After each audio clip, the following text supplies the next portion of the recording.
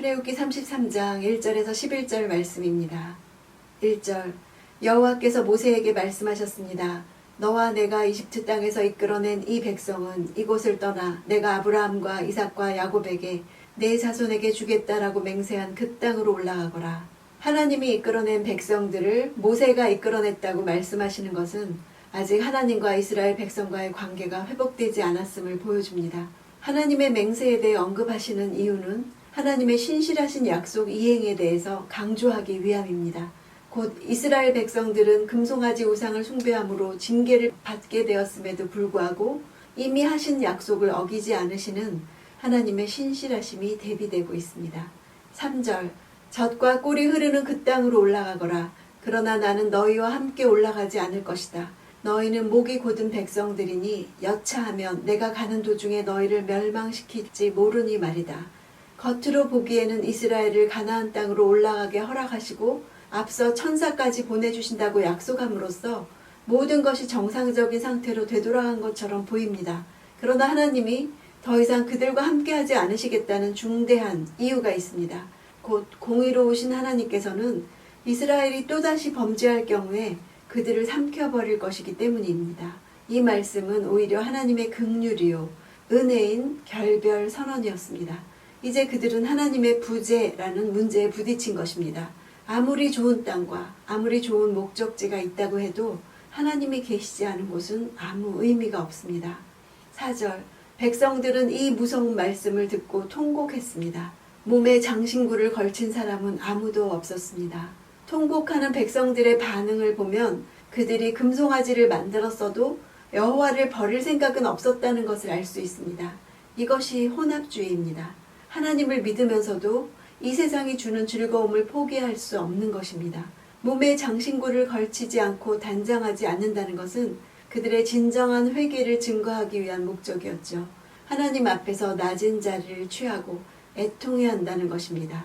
7절 그때 모세는 장막을 거두어서 진영 밖 멀리 떨어진 곳에 치고는 회막이라고 불렀습니다.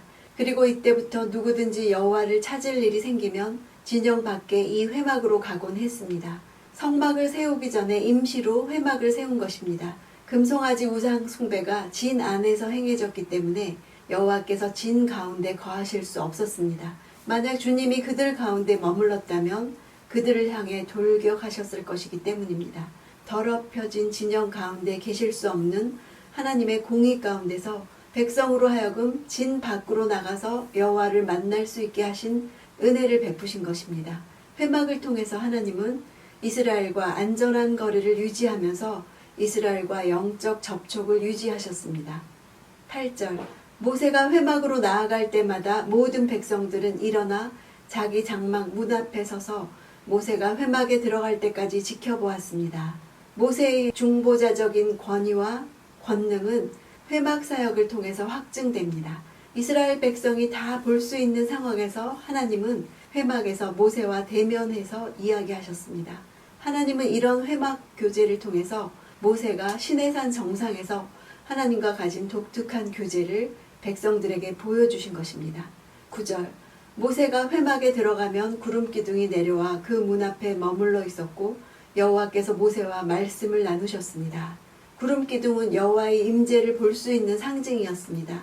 이 땅의 많은 교회 가운데 이 시대 거룩한 부담감을 가진 중보자가 끓는 애통함을 가지고 진 밖에 구별된 곳으로 나갈 때 하나님의 임재가 다시 임할 것을 소망합니다. 10절 백성들은 구름 기둥이 회막 문 앞에 있는 것을 보면 모두 일어나 각자 자기 장막 문 앞에서 경배했습니다. 구름 기둥이 임했다는 것은 여호와의 임재를 나타내기 때문에 백성과 회복이 있다는 것입니다. 하나님이 참 섬김을 받게 되었습니다. 여호와의 임재 앞에서 사모하는 마음으로 백성들이 경배드렸죠. 11절 여호와께서는 모세와 얼굴을 맞대고 말씀하셨습니다. 그런 후 모세는 진영으로 돌아오곤 했습니다. 그러나 모세를 보조하는 청년 여호수아는 회막을 떠나지 않았습니다. 회막에는 여호수아가 남았습니다. 여호수아는 회막에서 벗어나지 않고 그곳에서 생활했음을 나타내는 말입니다. 그에게 회막을 지키는 임무가 주어진 것은 이스라엘 백성들이 금송아지 우상을 섬기면서 타락했을 때 그 그는 무리를 떠나 시내산 중턱에 올라가 있었기 때문이었죠. 하나님과 모세의 인격적인 교제는 민수기 12장 8절에 그와는 내가 대면하여 명백히 말하고 은밀한 말로 하지 아니하며 라고 하셨듯이 자유롭고 친밀한 교제였습니다. 그런 친밀한 교제를 사모합시다. 하나님이 함께 하시는 것이 느껴지지 않는 것을 슬퍼합시다. 지금 하나님이 함께 하시는가에 대해 코로나를 지나는 인류가 이런 태도를 가져야 합니다. 우리 가정이 지금 이런 태도를 가져야 합니다. 하나님의 부재 선언에 이렇게 애통하며 기도하는 한 사람이 있어야 그 공동체가 삽니다. 모세가 하나님과 얼굴을 맞대고 말씀을 나눈 후에 그 자리를 여호수아가 지켰듯이 하나님의 임재를 사모하는 다음 세대가 남아있어야 다음 시대를 감당할 수 있습니다. 이 시대에 거룩한 부담감을 가진 중보자가 되어서 끓는 애통함을 가지고 하나님의 임재 앞에 나아가는 자 되기를 원합니다.